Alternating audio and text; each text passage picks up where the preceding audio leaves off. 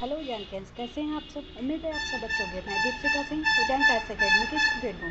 आज मैं आपसे बात करूँगी FATF के बारे में, यानी फाइनेंशियल एक्शन टास्क फोर्स के बारे में, कि ये क्या है और इसके जो क्या उद्देश्य हैं, इसकी जो लिस्ट ये बनाती है, ये सारे इस बारे में हम बात करेंगे। FATF एक तरीके से कह सकते हैं ग्लोबल वॉच डॉग है, जो मनी लॉन्ड्रिंग और टेरर फंडिंग पर निगरानी रखता है। कैसे?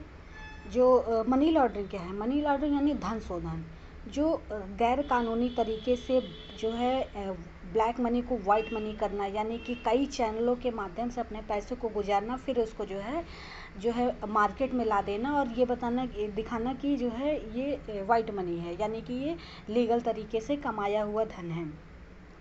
टैक्स जो है इवेजन करना, टैक्स चोरी करना, ये सारा जो है इसमें मनी लॉन्ड्रिंग में आता है। इसमें जो है सोर्स का नहीं पता चलता कि जो है पैसा कितने चैनलों से होकर कहाँ कहाँ से गुजरा है और इसका मेन सोर्स क्या है, तो इसको कहते हैं मनी लॉन्ड्रिंग। और अब बात करेंगे टेरर फंडिंग। टेरर फंडिंग क्या है? क्योंकि आतंकवादियों को जो है आतंक फैलाने के लिए या इस तरह की गतिविधियों के लिए वित्त की आवश्यकता होती है, मनी की आवश्यकता होती है, तो वो आतंकी नेटवर्क के माध्यम से कई जो है अनियमित इलेजिटिमेट तरीके से जो है मनी को चैनलाइज करते हैं, जैसे कि मानव तस्करी, ड्रग्स जो है तस्करी के माध्यम से, इसी तरह फेक करेंसी जो है किसी जो है देश में, कंट्री में चैनलाइज करना। तो इस तरह की जो गतिविधियाँ होती है जो है टेरर फंडिंग में, जैसे कि हथियारों की तस्करी और जो है उनको जो है सपोर्ट करने के लिए वित्तीय समर्थन किसी भी देश में करना, तमाम ऐसी जो है विदेशी NGOs हैं जो इस तरह की जो है आतंकी गतिविधियों को जो है फैलाने के लिए जो है बाहर से पैसा चैनलाइज करती हैं, तो ये सारी जो है गतिविधियाँ टेरर फंडिंग होती है। फिर ये इनका उपयोग जो है आतंक को फैलाने में, जो है किसी देश को अस्थिर करने में उपयोग करते हैं, तो इसे कहते हैं टेरर फंडिंग।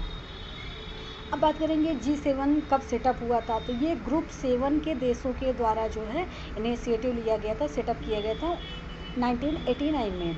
यह एक इंटर गवर्नमेंटल ऑर्गेनाइजेशन है जो ग्रुप 7 के देशों और तमाम जो है विकसित और विकासशील जो देशों में इस तरह की गैर कानूनी गतिविधियों पे जो है ग्लोबल वॉच डॉग की तरह कार्य करता है। और जो है इसका उद्देश्य होता है कि विश्व में बेहतर वित्तीय जो है स्वास्थ्य हमेशा बना रहे।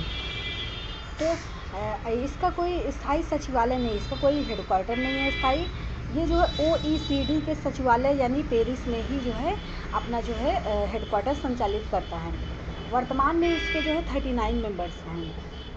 तो FATF की यानी ऑब्जेक्टिव की बात कर लें तो इसका काम है मनी लॉन्ड्रिंग को चेक करना, टेरर फंडिंग की जांच करना और विश्व में बेहतर वित्तीय स्वास्थ्य के लिए कार्य करना। FATF के द्वारा जो है ये अपनी मॉनिटरिंग के द्वारा 2 प्रकार की लिस्ट निकालता है, जिससे जो है पता चले कि किस तरह की गतिविधियां जो हैं उन देशों में हो रही हैं। तो ग्रे लिस्ट, एक ये 2 लिस्ट पास करते जो जारी करता है, एक ग्रे लिस्ट, दूसरी ब्लैक लिस्ट। ग्रे लिस्ट का मतलब है कि अभी उस देश में जो है ऐसे कुछ सबूत पाए गए हैं कि वहाँ पे जो है मनी लॉन्ड्रिंग और टेरर फंडिंग के जो है मामले हो रहे हैं और अभी उसकी प्रॉपर जांच चल रही है, और उन्हें जो है कुछ टास्क दिया जाता है कि अगर आपको इस लिस्ट से बाहर निकलना है तो आप इन्हें जो है पूरा करिए। वर्तमान में हम सब देख रहे हैं कि लगातार पाकिस्तान को इस लिस्ट में डाला गया है, और इसमें क्या है कि होता है कि बात निकल के आती है कि ये सेफ़ हेवन जो टैक्स के लिए, टैक्स इवेजन, जो है टैक्स को चैनलाइज करना अपने जो है मनी को गलत तरीके से, तो ये सेफ़ हेवन माने जाते हैं उसके लिए। और मनी लॉन्ड्रिंग आल्सो यहाँ पे जो है बहुत तेज़ी से होता है, तो ये सस्पेक्ट भी होता है, यानी इन पर केवल शंका होती है, अभी इस पर प्रूफ नहीं हुआ होता कि ये जो है प्रॉपर यहाँ पे ये गतिविधि हो रही है, इन पे ये सस्पेक्ट में होते हैं, तो इन पे प्रॉपर मॉनिटरिंग होती है, जांच चलती रहती है। तो जैसे कि हम एग्जांपल के रूप में देख सकते हैं पाकिस्तान। ब्लैक लिस्ट की बात करें तो ब्लैक लिस्ट यानी कि कॉल फॉर एक्शन, यानी कि अब यहाँ ये इन पर कार्रवाई के लिए आप तैयार होइए, या उस देश को जो है प्रॉपर जो है सिग्नल दिया जाता है कि आप पूरी तरह से कार्रवाई करिए। अब जो आपके यहाँ प्रूव हो चुका है, यानी कि इन देशों में 100% प्रूव हो चुका है कि यहाँ पे टेरर फंडिंग और मनी लॉन्ड्रिंग जो है बड़ी मात्रा में हो रहा है, तो जो है ऐसे देशों को जो है नॉन कोऑपरेटिव देश भी कहा जाता है। क्यों ऐसे एग्जाम्पल के रूप में जैसे हम नॉर्थ कोरिया को देख सकते हैं और ईरान, यानी कि इस लिस्ट में अब तक की जो है 2021 की जो है सूचना के माध्यम से 2021 तक 2 देश आते हैं, ईरान और नॉर्थ कोरिया।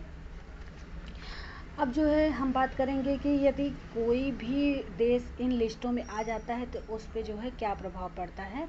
तो इन पर जो आर्थिक प्रतिबंध लग जाते हैं, IMF, वर्ल्ड बैंक जो ग्रे लिस्ट में होता है उनके लिए जो है इनसे कर्ज लेना, ये जो अंतर्राष्ट्रीय वित्त संस्थान है इनसे कर्ज लेना बहुत महंगा होता है। और जो ब्लैक लिस्ट में होता है उनके लिए तो इनको दिया ही नहीं जाता, तो वो देश जो है गलत जो है अपने कर्ज के जाल में डूब जाता है, या फिर ऐसी जो है गतिविधियों में जो है गलत तरीके से पैसा हाथ में करने की कोशिश करता है।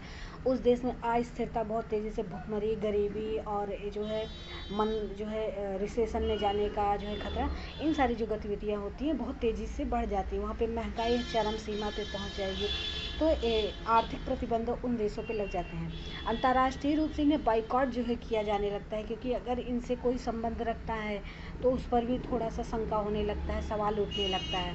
अंतर्राष्ट्रीय व्यापार में भी जो है बहुत जो है चेंजेस आ जाते हैं, इन पर बहुत जो है नकारात्मक इन देशों पर प्रभाव पड़ता है, क्योंकि कोई देश इनसे व्यापार कम करने लगता है जो है अगर इन लिस्टों में कोई देश आ जाता है, क्योंकि कोई भी देश अपनी छवि खराब नहीं करना चाहता। अंतर्राष्ट्रीय स्तर पे सभी अपनी छवि जो है बेहतर बनाना चाहते हैं। हर्डल की बात करें जो है दिक्कत क्या है, तो दिक्कत ये है कि इसमें केवल 39 मेंबर्स ही आते हैं, और केवल ये उन्हीं देशों में जाके जो है जांच या निगरानी कर सकता है जो इसके मेंबर्स हैं। तो इसके कार्य की सीमा जो है बहुत जो है छोटी है, मतलब सीमित है।